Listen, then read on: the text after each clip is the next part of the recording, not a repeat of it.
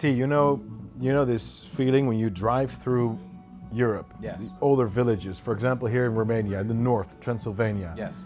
And you get this sense that there's beauty all around you. All around. And you compare that to the modern world, where there's this complete lack of cohesion in architecture and this anonymity, and the styles are the same across the globe essentially. Well, it's extremely upsetting.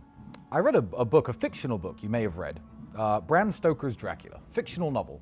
But it opened my eyes to something. Back in the 1850s, when these people were in Transylvania and they're describing this place, they're even describing the people who lived there as distinctly different from other groups who also lived there. They're explaining, oh, this group of Hungarians said this, these group of Slovaks in their traditional dress and their big black hats were dressed this way. And traditional dress and traditional architecture need to be embraced because it's all going down the toilet. And even 12 years ago, 13 years ago, when I was first getting rich enough to buy cars, I'd buy them in England and I'd drive them to Slovakia where I lived, or to Romania where I moved 10 years ago. And as you crossed countries' borders, you'd see distinct changes. Yes. In everything. I mean, The people, the architecture, the customs, the food. even the police cars, what they sell at gas stations. You know, I was always on the lookout for police cars. I wasn't a criminal, but I did like to drive too fast. You sound like a politician. However, you would drive from Germany, where the gas stations had pretty good food, into Slovakia, where they had garbage food, into Hungary, where they had the best food in all gas stations. And everything was uniquely different about going to countries. You'd drive from the Hungarian border across to Austria, and maybe you'd stop at a bar for a small beer, because the drinking limit was different. I think this idea of globalization, that every single aspect of every single country needs to be exactly the same. It's multiculturalism as well that's the danger. Because everybody wants to be able to get a Turkish kebab and drink Russian vodka in their nightclub that looks American in any city in the world. And the dangerous thing about that is, I liken it to alcohol. You're a wine guy, I'm a whiskey guy. Wine's good, right? Whiskey's good.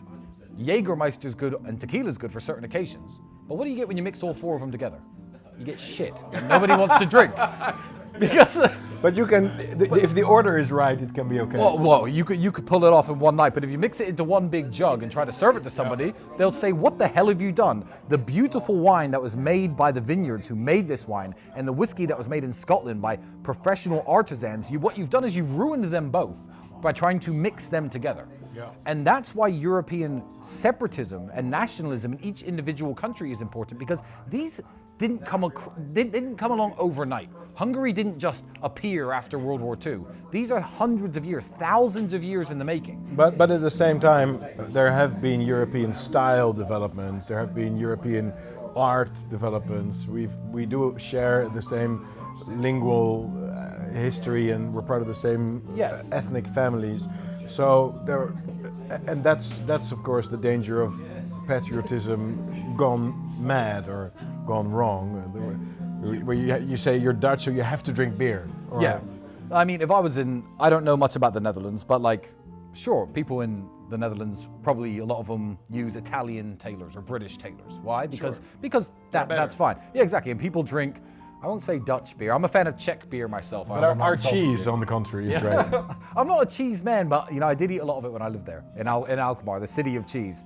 But yeah, borrowing from one another's culture is completely fine, and there's no issue with living in Moscow and wearing an Italian suit.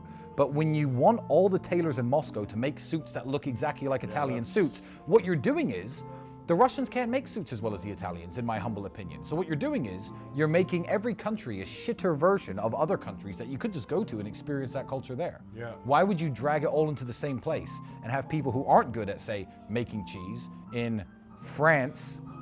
It's going to annoy some people. Yeah. No, that's You know, true. But the point about the style is that I think there are two things about it, which is the first is that people tend to think in terms of change only in political change, whereas all the great movements that we are inspired by, the Renaissance, for example, Romanticism, whatever, they were artistic movements. They were aesthetic movements primarily. And then something followed from it, which was a societal change, economic change, political change. But Renaissance started with the sculpture. Yeah. Romanticism started with poetry and music.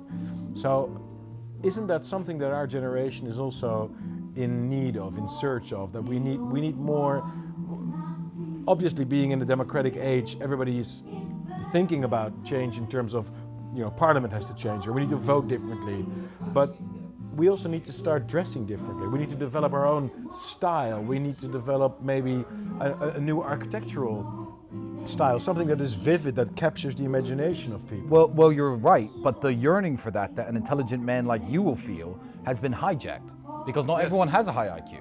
So if we were to take cultural... But also by art institutes. Art institutes have been hijacked by postmodernism, Yes. and nobody's teaching the classics anymore, so nobody can develop. And universities have been hijacked, and there are huge cultural movements like the LGBTQ movement that has spread through Europe. So the longing for it is definitely there, but when humans long for something, Andrew once gave the example of the male masculine urge to go out and conquer can be misused by dishonest militaries who will send you to go die in foreign lands that don't benefit your country at all. And the yearning, I guess, for great societal change that's going to massively benefit you and everyone around you can be hijacked by evil people, and it is being done to the point where in Europe right now, I can't think of a single positively European-origined cultural shift that's benefiting anyone in the world or spreading anywhere. But what if you and I were to think of a new jacket? Okay. I don't know, something without this, or a particular texture, or something that is distinctly recognizable. It's not weird, it's not ridiculous to wear it. You can wear it in a normal way, but it will inspire all the people that follow you, and maybe other people that follow me and others, to show that they're part of this new generation.